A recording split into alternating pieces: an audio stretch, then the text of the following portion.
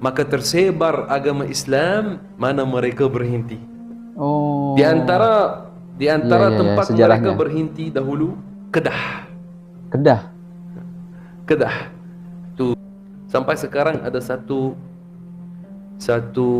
makam di Kedah. Kalau pergi tengok batu nisannya, tarikhnya karn yang ketiga Hijriyah. Oh, ada tahun lama 3 yang Hijriah, sangka Islam sampai ke tanah Melayu. Assalamualaikum, jumpa lagi di channel Bang Nafsar Official. Apa kabar friend? Insya Allah sehat selalu. Selamat datang di channel Bang Nafsar Official. Bagi teman-teman yang beragama Islam, jangan lupa sholat 5 waktu, sholat berjamaah di masjid lebih utama daripada sholat sendirian di rumah. Friend, kali ini saya akan menyaksikan sebuah video yang menarik ini friend, dari Syekh Dr. Omar Kalas. Dia punya alamat di Selangor, Malaysia, dan tajuknya menarik ya friend. Jadi ini ada satu video dari channel Al-Kahfi Production. Jangan lupa ya di subscribe ya channel ini ya. Judulnya Syekh Dr. Omar Kalas, Sejarah Sebenar Islam di Tanah Melayu. Jadi bagaimana sejarah Islam di Tanah Melayu ya. Ini menarik ini. Oke, tak usah buang masa, jom kita tonton videonya. Al-Kahfi Production, jangan lupa di subscribe ya channel ini ya. Rasulullah sallallahu alaihi wasallam dia lahir dalam keadaan yatim. Ya, Karena Abdullah dia wafat sebelum kelahiran Rasulullah sallallahu alaihi wasallam. Dia pergi sedangkan Aminah hamil dengan Rasulullah sallallahu alaihi wasallam. Dia keluar untuk urusan perniagaan di Asyam. Dia keluar bersama dia ke Syam. Bersama orang-orang lain daripada Quraisy. Dan Quraisy dahulunya mereka keluar untuk buat perniagaan. Allah Ta'ala berfirman, li'ilafi Quraisy ilafihim rihlatash shita'i was-saif. Mereka keluar untuk buat perniagaan. Orang Arab dahulunya banyak mereka keluar untuk buat perniagaan. Berniaga dan ya, waktu itu tempat mereka, negara mereka sangat strategik dari sudut urusan perniagaan, karena mereka ada di antara Persian dan Roman. Dan Roman itu yakni orang Europe, dan itu pada waktu itu mereka akan tunggu orang Arab yang mereka keluar dengan kapal bahtera mereka dan datang ke Nusantara untuk mereka membawa rempah-rempah bagi mereka dan produk-produk yang lain. Karena waktu itu daripada Europe, mereka tak ada jalan bagi mereka untuk nak datang dengan kapal bahtera ke sini, melainkan mereka kena pusing daripada bawah Afrika untuk nak datang. Mereka nak keluar pusing daripada bawah Afrika untuk datang. Dan waktu itu jalan ini mereka pun tak tahu lagi. Mereka tak tahu jalan itu. Waktu itu belum ada Qanat Suez itu untuk lalu. Tak ada. Jadi mereka menunggu orang Arab untuk bawa kepada mereka barang dagangan. Jadi orang Arab mereka keluar daripada Yaman, keluar daripada Oman. Mereka keluar dengan kapal bahtera dan mereka datang ke China, mereka datang ke Indonesia, mereka datang ke Malaya untuk mereka mengambil rempah-rempah dan produk-produk daripada sini, dan mereka pergi dan menjual di sana. Dan setelah Rasulullah sallallahu alaihi wasallam diutuskan, mereka tetap keluar untuk urusan perniagaan. Maka perjalanan atau jalan laut ini yang mereka ikut, kalau kita melihat jalan laut ini, kita melihat mereka ada banyak stesen yang mereka berhenti. Maka tersebar agama Islam, mana mereka berhenti. Di antara tempat mereka berhenti dahulu Kedah. Tu kita tengok apa zaman itu kerajaan yang dinamakan Majapahit dan yakni zaman dahulu pusat perdagangan di mana? Di Kedah dan Aceh.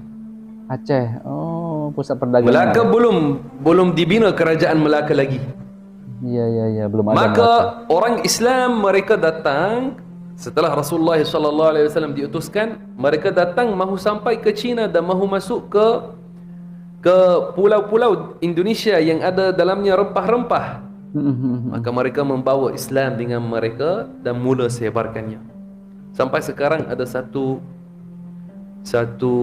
makam di Kedah. Kalau pergi tengok batu nisannya, tarikhnya karni yang ketiga Hijriyah. Ada lama yang sangka Islam sampai ke tanah Melayu. Ada karni yang ke-7, ke-8. Itu apabila ada kerajaan kuat.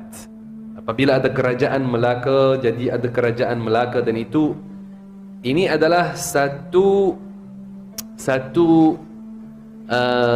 tahap daripada tersebarnya Islam di tanah ini. Tapi bukan maknanya apabila mula kerajaan Melaka baru masuk Islam. Bukan. Orang Islam dah sampai lama sebelum itu. Sebelum itu ya. Lama sebelum itu mereka dah sampai. Tahun 3 Hijriah. Batu bersurat itu yang di Terengganu tidak menyebut bahawasanya Islam sampai pada tahun itu. Tak ada. Islam sampai sebelum itu. Sebelum Islam telah sampai. Bagaimana sampai? Melalui cerita yang kita sebut. Subhanallahil azim. Saya nak ingatkan bagaimana Islam sampai ke sini. Ini penting info ini. Orang Melayu tahu tentang sejarah sampai Islam ke sini. Maka Abdullah dalam perjalanan balik ke Makkah, dia dengan yang ada dengannya, mereka pilih untuk mahu lalu di Madinah Al-Munawwarah. Dan waktu itu namanya Yathrib. Ya. Dan sebelum Rasulullah SAW berhijrah ke Madinah Al-Munawwarah, ada dalamnya penyakit. Sebelum Rasulullah berhijrah kepadanya. Hatta Abdullah dia sampai ke sana, dia jatuh sakit di sana. Jatuh sakit dan dia mati di Madinah Al-Munawwarah. Dikubumikan di sana. Sebelum Rasulullah SAW lahir, maka Rasulullah SAW lahir dalam keadaan yatim. Sallallahu alaihi wasallam.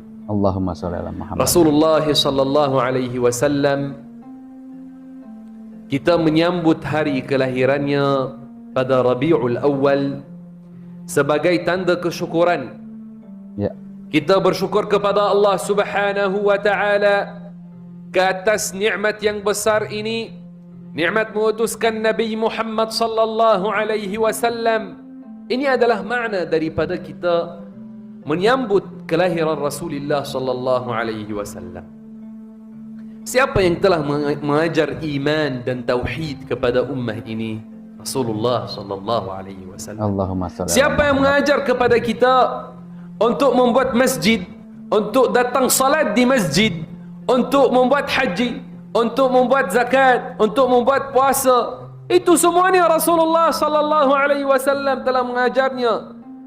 Jika nikmat-nikmat harian yang kita guna, kita minum air, kita kata Alhamdulillah. Kita pakai pakaian, kita kata Alhamdulillah. Maka kita buat sambutan Maulidur Rasul, tanda kesyukuran kepada Allah Subhanahu wa ta'ala. Muslimin rahimakumullah subhanahu wa ta'ala, yang cinta kepada Rasulullah sallallahu alaihi wasallam perlu dia ikutnya pada apa yang dia telah mengajar. Dan perkara yang paling penting yang Rasulullah sallallahu alaihi wasallam telah mengajar adalah beriman dengan Allah dan Rasulnya. Ini asas agama. Beriman dengan Allah dan Rasulnya. Sesiapa yang tidak ada baginya asas ini, dia tidak beriman dengan Allah dan Rasulnya, maka di hari akhirat tidak ada baginya apa-apa pahala, tidak ada baginya apa-apa nikmat. Seorang yang kafir, yang tidak beriman, di hari akhirat dia tidak dapat apa-apa nikmat, tidak dapat apa-apa pahala. Walaupun di dunia ini dia hidup membantu orang yatim, membantu orang fakir, membantu pusat ini, pusat warga mas, atau apa-apa dia buat. Di hari akhirat dia tak ada baginya pahala, tidak ada baginya pahala.